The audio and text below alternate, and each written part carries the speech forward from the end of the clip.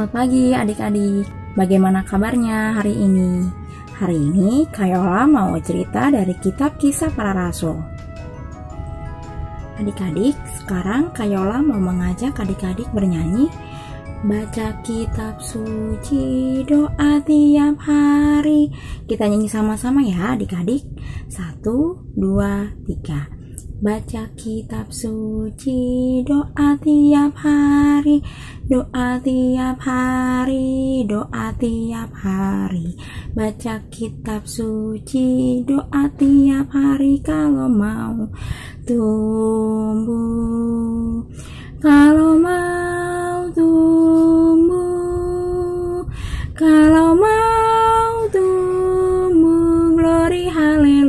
Baca kitab suci, doa tiap hari kalau mau tumbuh. Adik-adik, sebelum kita memulai ibadah sekolah minggu online hari ini, Kayola mau mengajak adik-adik berdoa. Yuk adik-adik, lipat tangannya, tutup matanya, ikutin Kayola berdoa ya. Selamat pagi Tuhan Yesus yang baik. Saat ini kami anak-anak-Mu berdoa. Kami memohon kasih dan karunia-Mu supaya Engkau hadir di tengah-tengah kami.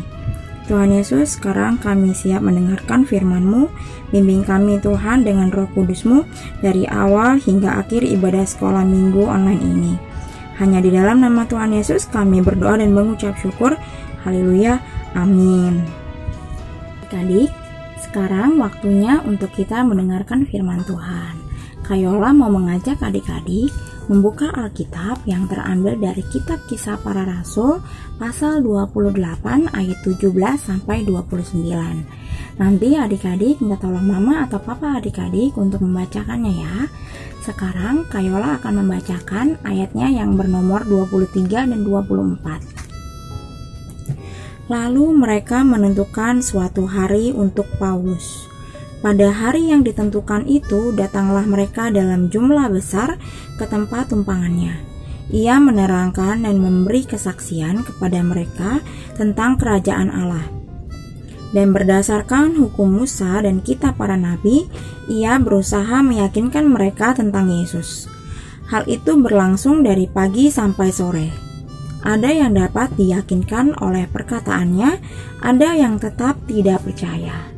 Demikian pembacaan firman Tuhan.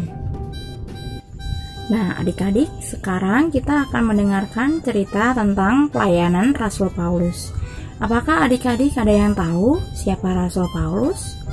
Rasul Paulus adalah orang Yahudi yang sudah menjadi pengikut Kristus. Rasul Paulus bertugas untuk menceritakan kepada semua orang tentang berita keselamatan dari Tuhan telah nyata melalui pengorbanan Yesus di kayu salib adik-adik. Karena itu kita harus berbuat baik adik-adik. Untuk apa? Yaitu sebagai bentuk rasa syukur kita atas keselamatan yang telah diberikan oleh Tuhan kepada kita semua adik-adik. Nah adik-adik, ternyata tugas tentang memberitakan kebaikan Allah melalui karya keselamatan Tuhan Yesus bukan hanya tugas Rasul Paulus adik-adik, tetapi tugas kita semua sebagai pengikut Kristus masa kini.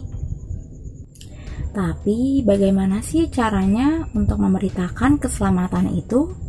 Cara untuk memberitakan keselamatan dapat kita lakukan melalui kehidupan kita sehari-hari adik-adik. Contohnya, yang pertama, mengasihi sesama. Mengasihi mama, papa, oma, opa, mengasihi teman-teman, juga kakak layan PA. Yang kedua, menolong sesama. Yang ketiga, mendoakan sesama. Seperti tadi adik-adik, mendoakan mama papa, mendoakan oma opa, mendoakan teman, kakak, adik, juga kakak layan PA. Yang keempat, berbuat baik kepada semua orang tanpa pilih-pilih. Jadi adik-adik, kita semua sebagai pengikut Kristus masa kini juga harus memberitakan tentang karya keselamatan Tuhan Yesus dengan semangat untuk berbuat baik kepada sesama tanpa pilih-pilih. Dan juga sebagai bentuk rasa syukur kita atas keselamatan yang telah diberikan Tuhan kepada kita semua.